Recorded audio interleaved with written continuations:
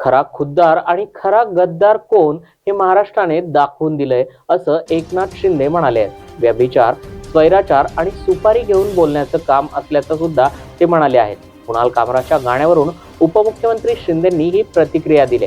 तर माझ्यावरील आरोपावरून मी दुर्लक्ष केलं असतं असंही शिंदे म्हणाले. बीबीसी मराठीने घेतलेल्या मुलाखतीमध्ये शिंदेंनी ही प्रतिक्रिया दिली आहे. जे आमच्यावर आरोप करायचे, आम्ही हे केलं, पक्ष चोरला, धनुष्यबाण चोरला, गद्दारी केली, मग खरा गद्दार आणि खुद्दार कोण? महाराष्ट्रातल्या जनतेने जर आम्हाला क्लीन मॅन्डेट दिलं, 80 पैकी 60 जागा आम्ही जिंकल्या, तर लोकांच्या न्यायालयामध्ये जाऊ म्हणाले, त्यांना 20च जागा मिळाल्या. ठीक आहे, विडंबन समजू शकतो आम्ही, विडंबन तर किती कवी करायचे, पण हा खरं म्हणजे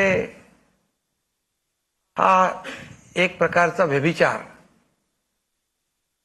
एक प्रकारचा स्वैराचार. हे काय अभिव्यक्ती स्वातंत्र्य नाही आहे. हे कुणाची तरी सुपारी घेऊन आरोप केलेले आहेत आणि त्यामुळे मी त्याच्यावर काय रिॲक्ट झालोच नाही, मी प्रतिक्रियाच दिली नाही, कारण मी काम करणार